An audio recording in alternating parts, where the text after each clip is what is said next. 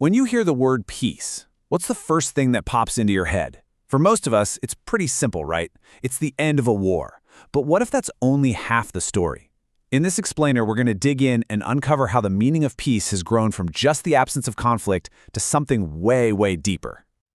Yeah, and look, this is where most of us start. This quote from David Courtwright totally nails that common sense definition. Peace is when the fighting stops. Simple. It's the end of war, no more violence. It feels right, it's clear, and it's kind of the foundation for how we think about it. But is it really that simple? I mean, think about it for a second. If you have a society that's just full of injustice and inequality and unfairness, can you really call it peaceful just because no one's actively shooting at each other? That's the big question we're going to tackle. So to figure that out, here's our game plan. We'll start by poking at the basics, then we'll jump in a time machine and trace the idea of peace way back to its ancient roots. We're going to unpack the huge, game-changing ideas of negative and positive peace, then explore the hidden kinds of violence that get in the way, and finally, we'll see how all this stuff is actually shaping global policy right now. Okay, so first things first, we have to challenge that initial simple idea. Because while, yeah, the absence of war is absolutely a critical starting point, it's just not the whole picture. To really get what peace is, we need to think a little bigger. And this isn't some new 21st century debate. For thousands of years, different cultures have wrestled with this exact question, and they left us with three really powerful old-school concepts that still shape how we see things today. First up, we've got the Greek idea of eirene. Now for them, this wasn't just about stopping a fight. It was about building a society that was fundamentally just and orderly. The Greeks believed that real peace could only happen when relationships in society were fair and people's rights were actually respected. The Romans, they had a totally different spin with Pax. Just think of the Pax Romana. This was a legalistic kind of peace, an order that was imposed from the top down by a super powerful authority. And how was it kept? Often through military might. You know the famous saying, if you want peace, prepare for war. That's pure Pax. And then there's the Hebrew concept of shalom, which adds this whole other layer, a really personal spiritual one. Shalom isn't just about what's happening on the outside. It's about an inner feeling of completeness, of well-being and harmony. It's a kind of wholeness that comes from being right with yourself, with others, and with the world. Okay, so those ancient ideas really set the stage for a massive breakthrough in the 20th century that completely changed how we talk about peace. This is where we get the super important distinction between what we call negative and positive peace. The key figure here was a Norwegian sociologist named Johan Galton. Back in the 60s, he basically said, hey, studying peace can't just be about preventing war. He blew the definition wide open to include the active work of creating social justice, equality, and real dialogue. And Galton wasn't alone in this. A whole decade earlier, Dr. Martin Luther King Jr., in his letter from a Birmingham jail, just perfectly captured the heart of this idea. This quote says it all. Negative peace is when things are quiet.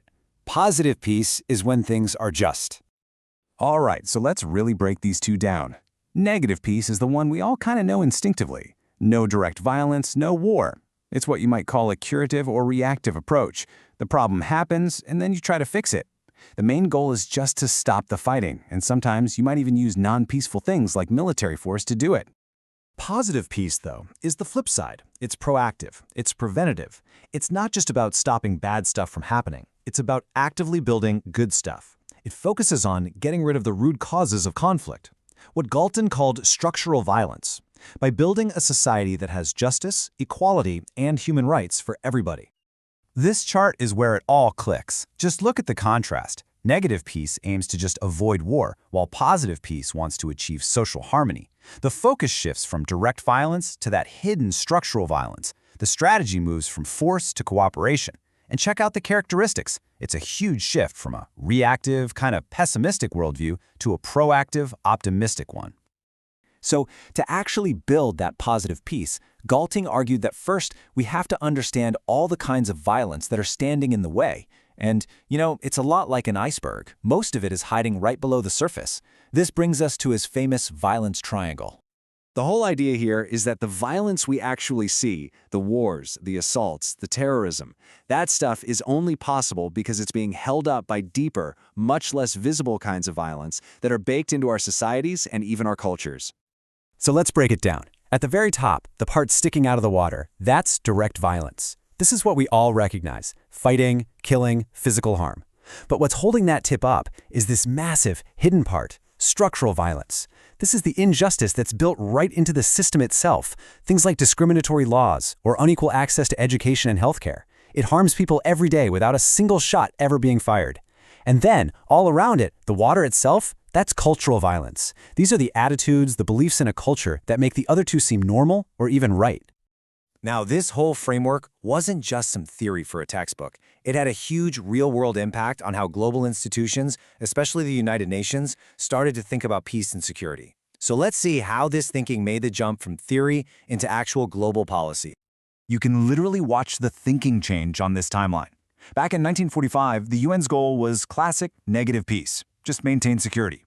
Fast forward to 1992, and they're starting to admit that non-military stuff can threaten peace. But the real leap? That came in 2016, with sustainable peace. The UN officially said you can't have real peace without development and human rights. That's positive peace, written right into the DNA of global diplomacy. And this shift didn't happen in a vacuum. The world was changing and practically demanding it. The whole nature of conflict was shifting. Fewer big wars between countries and more messy internal crises. We saw brand new threats pop up, economic, social, even ecological. The world got a lot more complicated, and our understanding of peace had no choice but to catch up. So, if you trace this whole journey, you see this amazing evolution. Peace is no longer seen as a static thing, like an event, the moment a war ends. Now it's understood as a dynamic, continuous, never-ending process of actually building societies that are more just, more fair, and more sustainable for everyone. And this brings us right to the single most important idea we've talked about. The big takeaway is this: peace is not a vacuum. It's not just an empty space where war used to be. It is the active, living, breathing presence of something positive. It is the presence of justice. Which, of course, leaves us with one last, really challenging question. If we accept that true peace is the presence of justice, then it forces us to look beyond faraway battlefields. It forces us to look right here at our own communities, our own systems, our own cultures. And it asks every single one of us, where do we start building it?